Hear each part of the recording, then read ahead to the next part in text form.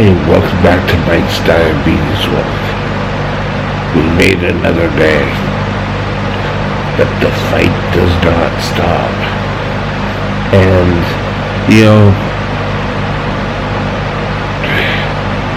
I want to talk today about my regrets about caring for my diabetes.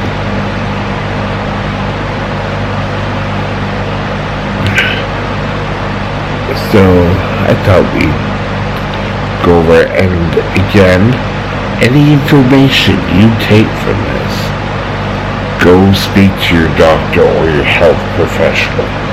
Don't just assume, oh well, he's doing it. It must be correct, because chances are it's not. Or not for you. Sorry. Now, my number one regret is when I was 13, the first year after being diagnosed, I pretty well got support. My mom would prepare meals, and I can remember I had we used to have these little 4-ounce wine glasses, and I'd have grape juice in there every night. It was like my wine. But I was pretty well left to controlling my diabetes. I wasn't ready. I mean, I was taught back then how to figure out how much of something I could eat for a diet, but that wasn't it. I wish I had took the chance to learn so much more, but I was a lazy son of a diabetic. That doesn't really work, but I just did what I had to do to squeeze by. And my blood sugar was usually higher. But back then, we did not have finger pulse. And I've mentioned this before, that we had urine tests. And nothing, before the test strips, you used to have to take your little test tube, do 2 drops of water, 2 drops of urine, 10 drops of water, and then you're supposed to drop the pill in a little test tube and match the colors. What grade 8 student is going to do this? It got easier with the test strips. And then they brought out test strips for blood. And you put blood on and then you dabbed it, and then you matched it up against the color chart. There was sort of a lot of myths. But now, when I go over 13, I can feel it. Back then, couldn't feel it. Didn't really care. I'd go to the school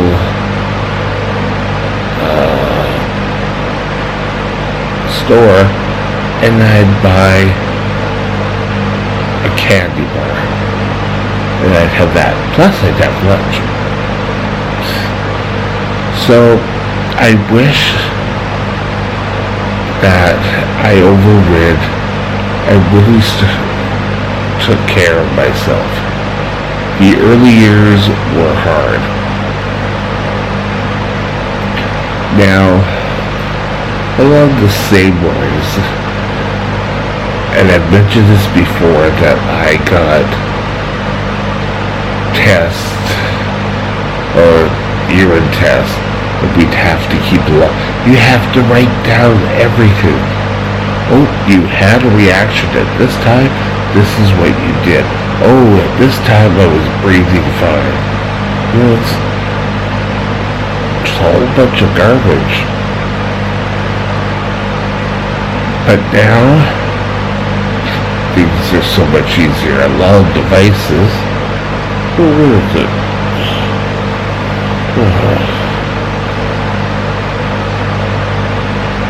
Let's pull it up. Like the pump here records all the information. And so there, it's showing that I'm 9.3. So, but I had typed out all my blood sugars, and I thought it looked nice. You know, it was, all the information was there because I was writing it on sheets of paper, and if I took those sheets of paper, I probably would have got yelled at. Oh, you've got to keep them better organized. So I was really fed up with my doctor at that point. I had not seen an endocrinologist since being released from the Health Center for Children. And so I had no real guidance with my diabetes. So I left that doctor. And to this day, I have always said, if you don't connect with your doctor, then move on, get a new one. Back then it was a little bit easier. Now it's a little harder. But I wish it didn't take so long for me to find a doctor, because I'm sure I was screwing things up left, right, and center. There were times I'd have severe low blood sugars. I had a couple at work, and it was a mess. But, you know, kids nowadays, there's so much more having them grow up with, like, in the Lower Mainland, there's Children's Hospital, couldn't think of the name, that works with kids to make sure they understand. Back when I was, it was kind of like, oh well, just do your shots, eat, and then go on your way.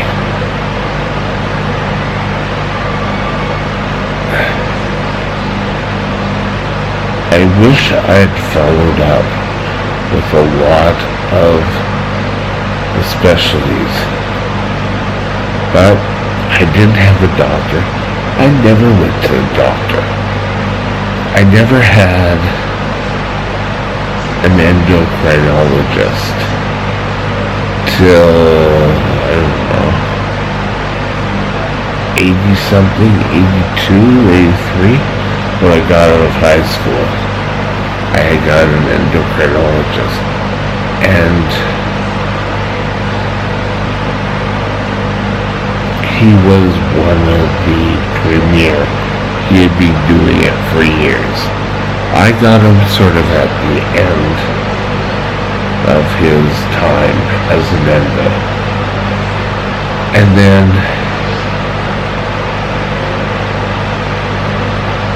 there was one, I went into the hospital with a red foot that looked like it was infected.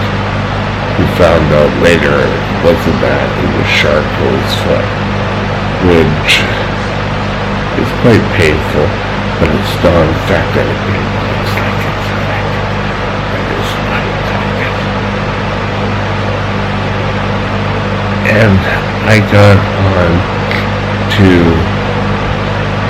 Dr. Wallace, who was an excellent endocrinologist.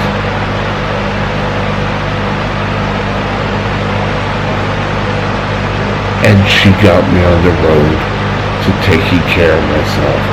We also found out that I had her as a doctor for 20 years. Now I moved on to another endocrinologist, and I met him through a number of times in the hospital. But all the endocrinologists at Royal Columbia know me, and that's a good thing. If I show up in an emergency and they call an endo on duty, chances are they know me. But we all have regrets. Don't let your son or daughter fall into the patterns and not really care. But do it in a positive motion. Don't. And what's your blood sugar? What have you done? You know, I always felt like I was being scolded. And eventually, you just don't care. Well, that's sort of it for today. Have a great day. We'll talk later. Bye now.